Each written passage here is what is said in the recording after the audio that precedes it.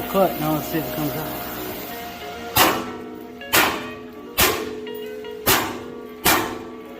Had to get out the bigger hammer.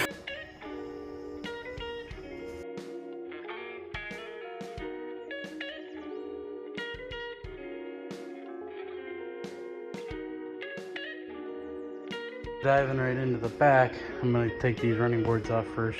When I start my exit cage and put my sliders in, it'll be a straight shot right out for my slider tubes.